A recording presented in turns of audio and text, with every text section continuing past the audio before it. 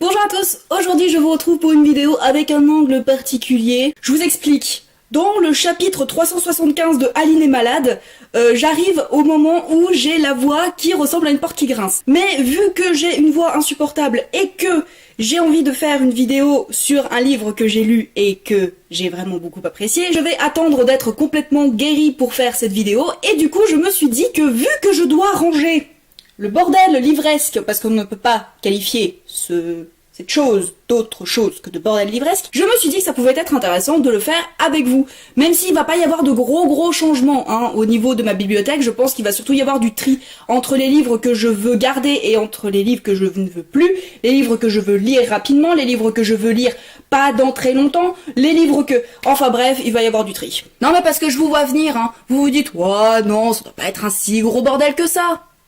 On parie?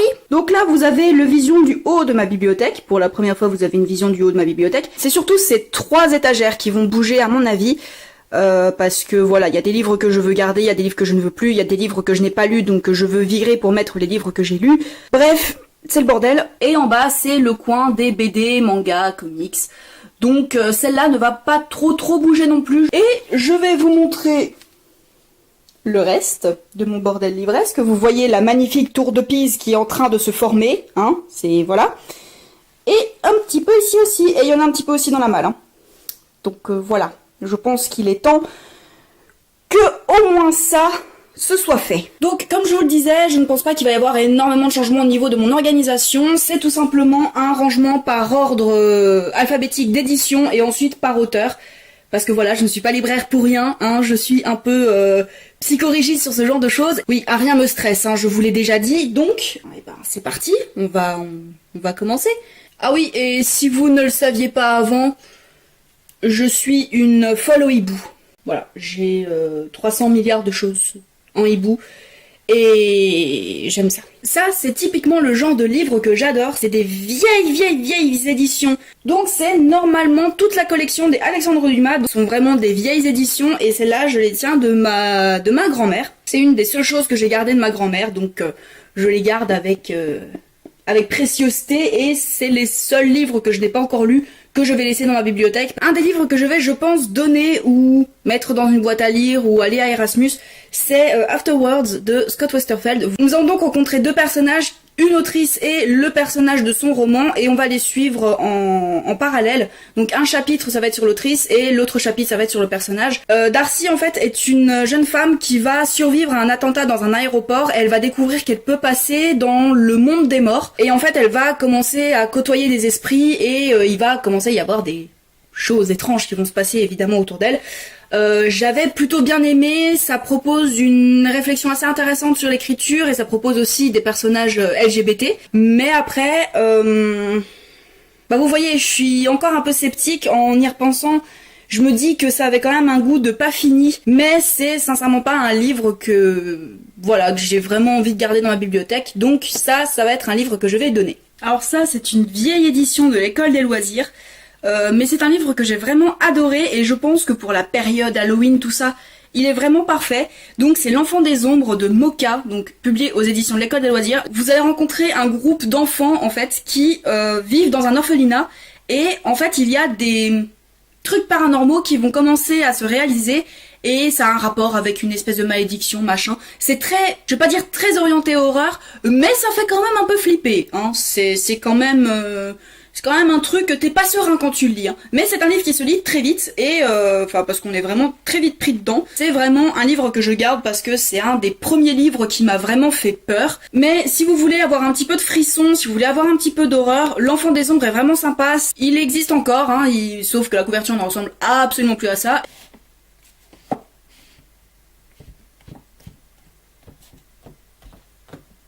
Et tant que je suis dans les rangements de ma bibliothèque, je vais en profiter pour faire un peu de pub à une illustratrice que j'aime énormément. Alors j'espère que je ne vais pas écorcher son nom de scène, on va dire. Donc c'est l'illustratrice Yatou, Yatou, bref. Qui a publié plusieurs albums. Moi j'ai Hey Mademoiselle qui est chez Delcourt et Pas mon genre qui est publié chez Marabule. Ce sont 2 albums humoristiques qui tournent en dérision le harcèlement de rue et les catégories de genre genre les Barbie c'est pour les filles et les Action Man c'est pour les garçons. Ce sont vraiment des albums que j'aime énormément et que j'aime beaucoup relire de temps en temps. Elle a un blog que je vous mettrai en barre d'infos et elle a également décidé de faire une série fantasy, donc toujours dans ce thème un petit peu humoristique, un petit peu décalé, que j'aime énormément. Ça fait longtemps que je ne l'ai pas lu, mais en fait elle est en train de le publier sur internet, donc je vous mettrai de toute façon le lien de son blog, il y aura forcément tous les liens. Bon, et bah le désencombrement c'est terminé, normalement j'ai gardé que les livres que je voulais garder, donc maintenant ça va être la pause manger parce que j'ai faim. Et on se retrouve plus tard pour la suite, et surtout le plus compliqué, puisque ça va être de trier l'autre côté du bordel. Bon bah du coup je vous retrouve quelques heures plus tard, et je vais du coup m'attaquer au bordel qui se trouve devant moi. Donc je vais tout simplement vous expliquer ce que je vais faire, c'est que je vais trier les livres que je vais mettre dans l'armoire qui se trouve derrière le lit, mais que je vous ai pas montré. Où en fait c'est vraiment les livres qui m'intéressent beaucoup moins. C'est un peu con parce que je les cache, mais d'un autre côté, je peux pas faire autrement parce que je n'ai pas d'autre place disponible, parce qu'on a vraiment un tout petit appart et que du coup ça prend de la place. Donc je vais faire 3 tas, 4 tas on va dire, des livres que j'ai envie de lire assez rapidement, des livres que j'ai envie de garder dans la boîte, les livres que je vais mettre derrière et les livres que je vais donner. C'est parti! Et voilà typiquement pourquoi je voulais faire de la place, parce que je suis obligée de mettre mes tomes de Sweet Tooth, alors que je les ai tous lus et adorés, si soit dit en passant. Je les ai mis dans mon truc de pile à lire alors que je les ai lus. Donc au final ça m'énerve un peu. Je pense que je vais essayer de les mettre dans ma catégorie des poches. Je verrai. Oh, il est là lui. Donc c'est Si c'est un homme de Primo Levi. Que j'aurais dû lire en première ou en terminale, et au final j'ai jamais eu le courage de le lire, parce que Si c'est un homme, c'est l'histoire d'un... Donc c'est la véritable histoire, hein, c'est une autobiographie. C'est un livre, je pense que c'est un peu comme le journal d'Anne Frank qui devrait être lu, et celui-ci j'ai pas eu le courage. Je crois que je me suis arrêtée dans les premières pages parce que vraiment c'était chaud patate de le lire à l'époque, donc je vais le mettre dans la pile de livres à lire rapidement, parce que c'est vraiment un livre que où j'aimerais retenter l'expérience de le lire, parce que c'est un livre à lire. Pour moi, en fait ces piles, il faudrait que je les fasse plus régulièrement, puisque ça m'évoque un petit peu mes lectures, mes envies lecture du moment.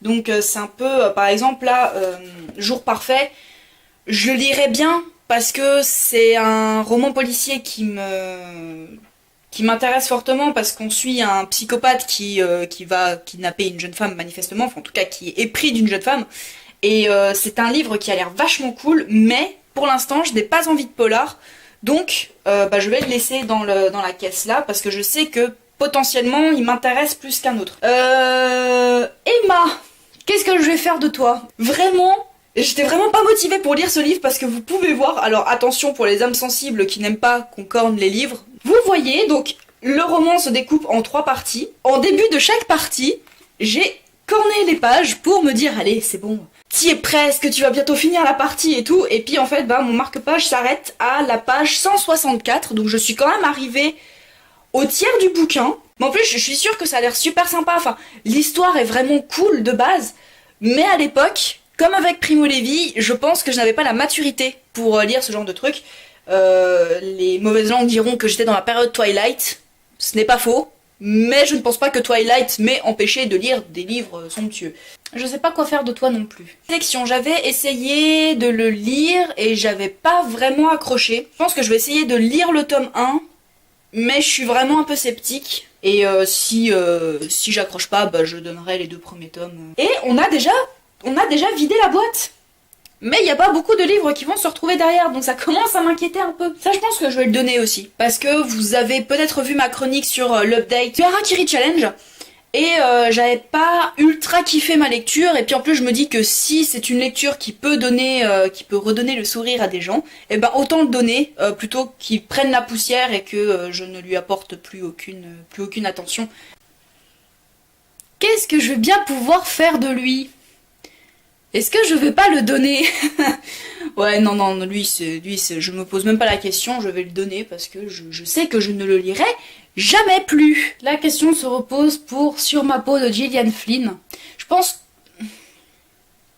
que je vais quand même le garder parce que, enfin, pour l'instant, je vais le garder parce que il m'a vraiment donné une expérience de lecture assez intéressante et ouais, je vais le garder. Je vais le garder celui-là. On arrive à Elia la passeuse d'âme et je vais le donner aussi, tout simplement parce que moi il m'avait pas convaincu, mais si ça peut intéresser des jeunes de lire de la dystopie plutôt intéressante, je dois dire. Je vais le donner. Bon, bah du coup je vous retrouve le lendemain, nous sommes le lundi et j'ai terminé de ranger sans vous parce que la luminosité était franchement pas top et ça ne me plaît pas de vous mettre tout le temps la lumière jaune là, vu que je n'ai pas de luminaire pour faire de lumière blanche pour faire mes vidéos un peu quand je veux, bah voilà, je me suis dit que plutôt que de filmer avec une lumière dégueulasse, autant essayer de filmer quand il y a encore un peu de beau temps, et en ce moment il y a du beau temps, donc tant mieux. Je vais vous montrer le résultat. Ma bibliothèque se présente maintenant comme ceci, donc vous avez toute la partie Harry Potter qui n'a pas franchement bougé. Ensuite nous avons cette partie-là, donc j'ai simplement décalé mes Alexandre Dumas. Ensuite, nous avons donc la partie jeunesse / young adulte, donc du coup j'ai réussi à me faire un peu de place, je suis plutôt contente. La partie poche qui a vachement perdu. Et au final, j'ai quand même bougé ma partie BD parce que voilà, j'avais besoin de place pour mettre les Sweet Tooth et du coup, j'ai mis les Sweet Tooth juste là. Ensuite, nous avons la partie pile à lire, j'ai envie de la lire un peu plus que l'autre. Donc voilà, qui est un peu plus ordonnée. Je n'ai plus de livres qui traînent ici, et sauf ceux-là qui sont du coup les livres que je vais donner. J'en profite aussi pour vous montrer tous les livres que j'ai mis du coup dans ma pile à lire un peu plus rapidement que les autres. Donc il y en a quand même pas mal, hein. Je n'ai du coup pas tout rangé puisque il reste la partie immergée de l'iceberg qui se trouve par là. Je ne vais pas le faire aujourd'hui ni dans les prochains jours parce que voilà, mais je pense que dans les prochains temps ça sera fait aussi. Donc j'espère que cette vidéo vous aura plu. N'hésitez surtout pas à me mettre en commentaire si ça vous a plu. Et du coup, je vous retrouve pour une prochaine vidéo un peu plus conventionnelle cette fois-ci. Je vous souhaite une très bonne journée et de très belles aventures au pays des pages. Coucou Chatoun! Mais c'est un paquet de mouchoirs, Chatoun! Regarde! Il va rien te faire. Quand je vous dis, c'est une trouillarde. Manifestement, Chatoun a l'air d'apprécier les comics ou les BD.